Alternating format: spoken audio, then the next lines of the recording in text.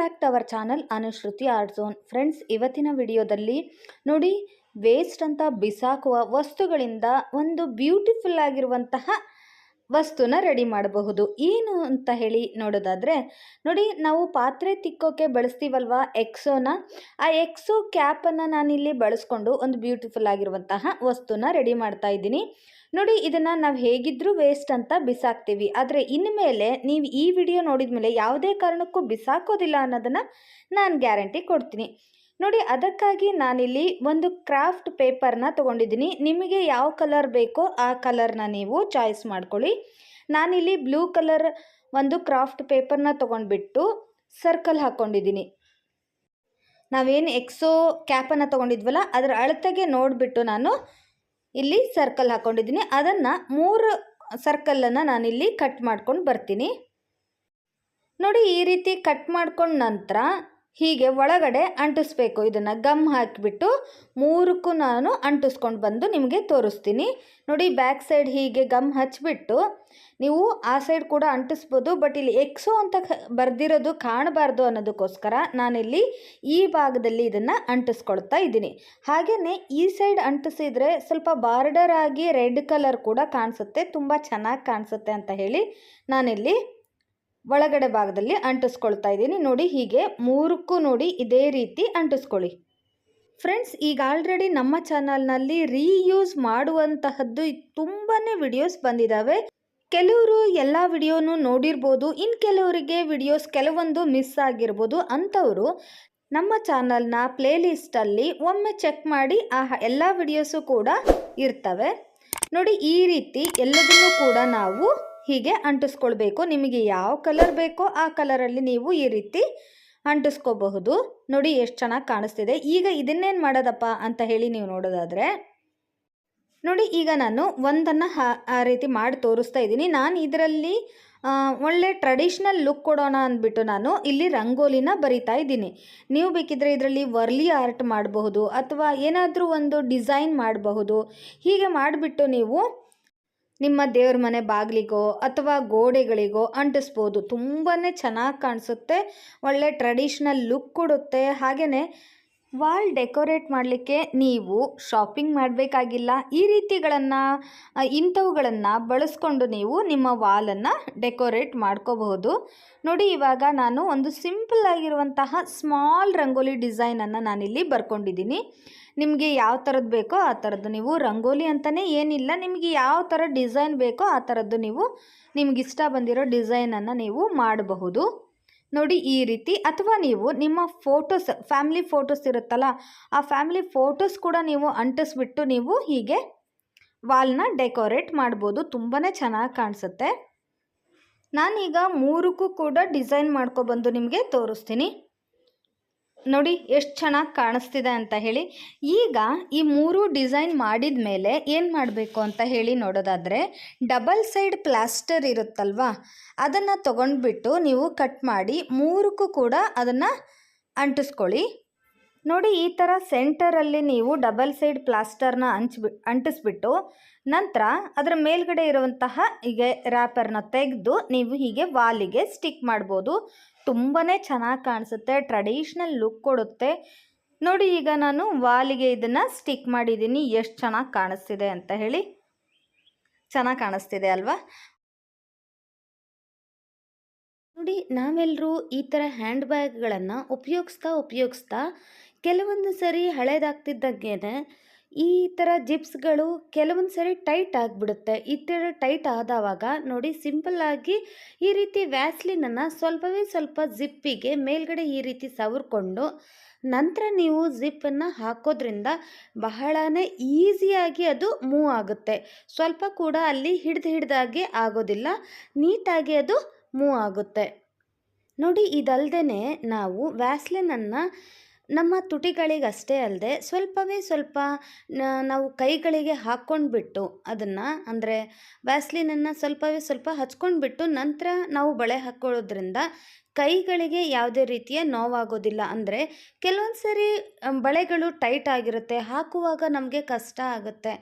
So ನೀವು ವ್ಯಾಸ್ಲಿನನ್ನು first ಹಚ್ಕೊಂಡ್ಬಿಟ್ಟು ನಂತರ ನೀವು ಬಳೆನ ಹಾಕ್ಕೊಳ್ಳೋದ್ರಿಂದ ಈಸಿಯಾಗಿ ಮೂವ್ ಆಗುತ್ತೆ. ಸ್ವಲ್ಪ ಕೂಡ ನಮಗೆ ಕೈಗೆ ಸ್ಕ್ರ್ಯಾಚ್ ಆಗೋದಿಲ್ಲ. ಹಾಗೆಯೇ ಕೈ ರಫ್ ಆಗಿರೋದ್ರಿಂದ ಬಳೆಗಳು ಈಸಿಯಾಗಿ ಕೂಡ ಹಾಕೋಕ್ಕೆ ಆಗೋದಿಲ್ಲ. ಸೊ ಅಂಥ ಸಮಯದಲ್ಲಿ ನೀವು ಈ ರೀತಿ ಹಚ್ಕೊಳ್ಳೋದ್ರಿಂದ ಕೈ ಸ್ವಲ್ಪ ಸ್ಮೂತ್ ಆಗುತ್ತೆ. ಸೊ ಬಳೆಗಳು ಕೂಡ ಈಸಿಯಾಗಿ ಹೋಗ್ಬಿಡುತ್ತೆ.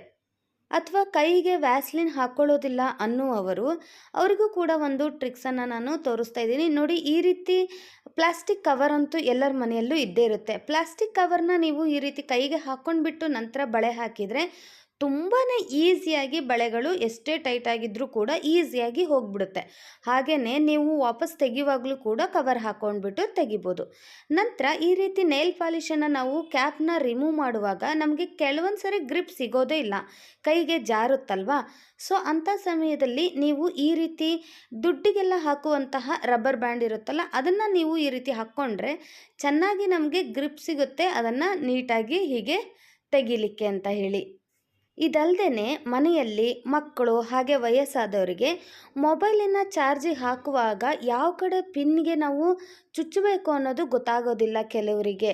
ಸೊ ಅಂಥ ಸಮಯದಲ್ಲಿ ನೀವೇನು ಮಾಡಿ, ಕಲರ್ ಸ್ಟಿಕ್ಕರ್ ಬರುತ್ತಲ್ವ, ಆ ಸ್ಟಿಕ್ಕರ್ನ ಯಾವ ಕಡೆ ನೀವು ಹಾಕಬೇಕೋ ಅದ ಕಡೆ ನೀವು ಸ್ಟಿಕ್ಕರ್ನ ನೀವು ಅಂಟಿಸ್ಬಿಟ್ರೆ ಆಯಿತು.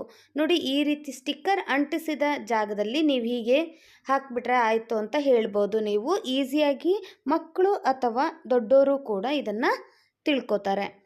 ನಂತರ ನೋಡಿ, ಈ ರೀತಿ ಬ್ಲೌಸ್ಗಳನ್ನು ನಾವು ಹೊಲಿಸಿರ್ತೀವಿ, ಬಟ್ ಬ್ಯಾಕ್ ಸೈಡು ತುಂಬ ಸಿಂಪಲ್ ಅನಿಸುತ್ತೆ, ಡಿಸೈನ್ ಇರಲ್ಲ. ಅಂಥ ಸಮಯದಲ್ಲಿ ನೀವು ಮನೆಯಲ್ಲೇ ಕ್ಷಣ ಮಾತ್ರದಲ್ಲಿ ಅದನ್ನು ಡಿಸೈನ್ ಮಾಡ್ಕೋಬಹುದು. ಅದಲ್ಲದೆ ಸ್ವಲ್ಪ ಏನಾದರೂ ಲೂಸ್ ಆಗಿದ್ದರೂ ಕೂಡ ಇದು ಟೈಟ್ ಆಗುತ್ತೆ.